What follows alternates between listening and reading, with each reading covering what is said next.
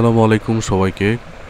আজকে আমরা খুব গুরুত্বপূর্ণ একটি বিষয় নিয়ে আলোচনা করব। ইসলামী ব্যাংক বাংলাদেশ লিমিটেডের গত পরশুদিনের একটি ঘটনা। আপনারা জানেন যে একটি গ্রাহকের অ্যাকাউন্ট থেকে 10 লক্ষ টাকা উধাও হয়ে গেছে। তো বিষয়টি কতটুকু ব্যাংক কর্তৃপক্ষের হাত অথবা অন্য কোনো উপায়ে সে টাকাগুলো অ্যাকাউন্ট থেকে উধাও হয়েছে কিনা এ বিষয়ে আপনাদেরকে আজকে সঠিক একটি তথ্য দিব। এই তথ্যটি জানার জন্য আমরা সাধারণত দৈনিক ইনকিলাব যে নিউজ পেপারটি পত্রিকাটি রয়েছে সেখান থেকে যে তথ্যটি পেয়েছি সেই তথ্যটি আপনাদেরকে জানানোর চেষ্টা করছি।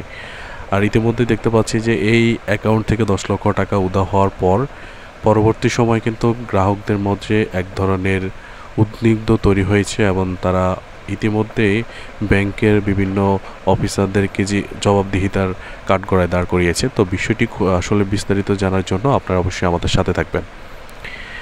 এখানে যেটা দেখতে পাচ্ছি আমরা, নোয়াখালী বেগমগঞ্জে অপরিচিত ব্যক্তিকে ইসলামী ব্যাংকের সেলফিনের গোপন পিন নাম্বার জানিয়ে অ্যাকাউন্টের 10 লক্ষ টাকা হারিয়েছেন নাসিমা আক্তার নামের এক প্রবাসীর স্ত্রী। নাসিমা আক্তার বেগমগঞ্জ উপজেলার চৌমুনির পৌরসভার 9 নম্বর ওয়ার্ডের হাজিপুর গ্রামের গোলাম কিবরিয়ার স্ত্রী। গোলাম কিবরিয়া সৌদি আরব একজন প্রবাসী। নাসিমা বেগম বলেন, ইসলামী ব্যাংক চৌমুনি ব্যাংক রোড শাখার অ্যাকাউন্টে আমার 10,03,231 টাকা গচ্ছিত ছিল।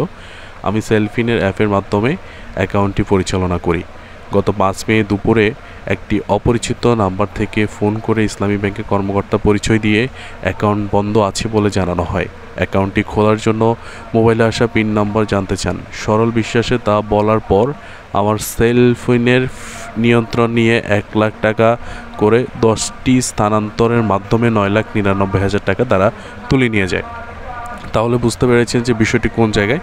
পরবর্তী সেটা হচ্ছে যে তিনি আরও বলেন যে এই বিষয়ে ব্যাংক কর্তৃপক্ষের কাছে অভিযোগ দিলে তারা কোনো সুদুত্তর দেননি। আমার জানা মতে এক মোবাইল থেকে অন্য মোবাইলে সেলফোনের নিয়ন্ত্রণ নিতে ব্যাংক কর্তৃপক্ষের অনুমতি প্রয়োজন হয়। এ বিষয়ে ইসলামী ব্যাংক বেগমগঞ্জ থানায় লিখিত অভিযোগ করেছে। নাসিমা বেগম চাচাতো ভাই সাইফুর রহমান ফয়সাল বলেন, ব্যাংকের সহযোগিতা ছাড়া এভাবে অ্যাকাউন্ট থেকে টাকা উধাও হতে পারে না। ঘটনার পর আমরা ব্যাংকে গেলেও কর্মকর্তারা ভালো ব্যবহার করেননি। ইসলামী ব্যাংকের মতো একটি দায়িত্বশীল ব্যাংকের এমন আচরণে আমরা হতভম্ব। তারপরে যেটি জানানো হয়েছে সেটা হচ্ছে ইসলামী ব্যাংক রোড শাখার ব্যবস্থাপক মোহাম্মদ নাইমউদ্দিন টাকা উধাও হওয়ার বিষয়টি নিশ্চিত করেন। তিনি বলেন, ব্যাংক থেকে কোনো টাকাও যায়নি। ওই নারী তার ব্যবহৃত মোবাইলে সেলফিন অ্যাপ থেকে অজ্ঞাত পরিচয় ব্যক্তির কথা মতো গোপন পিন যে নাম্বারটি সেটি দিয়েছেন এবং 9,99,000 টাকা সেটা স্থানান্তর করে নিয়ে যায়। বিষয়টি প্রধান কার্যালয়ের অবহিত করা হয়েছে। টাকা উদ্ধারের চেষ্টা চলছে বলে জানানো হয়। এছাড়া বেগমগঞ্জ থানার ভারপ্রাপ্ত কর্মকর্তা ওসি আনোয়ারুল ইসলাম বলেন, অভিযোগটি সাধারণ ডায়েরি জিডি অন্তর্ভুক্ত করা হয়েছে। বিষয়টি তদন্ত করে প্রয়োজনীয় ব্যবস্থা নেওয়া হবে। আশা করি পুরো বিষয়টি আপনারা বুঝতে পেরেছেন যে আসলে ঘটনাটি কী হয়েছিল। ঘটনাটি সাধারণত সেলফিন ব্যবহারকারী তার সেলফিনে যে পিন নাম্বারটি রয়েছে সেই পিনটি অন্য একটি প্রতারক চক্রকে দিয়ে দেওয়া হয়েছে। পরবর্তী সময় সেই প্রতারক চক্র ডিভাইসে কানেক্টেড করে কিন্তু টাকাগুলো বিভিন্ন জায়গায় ট্রান্সফার করে দেওয়া হয়েছে।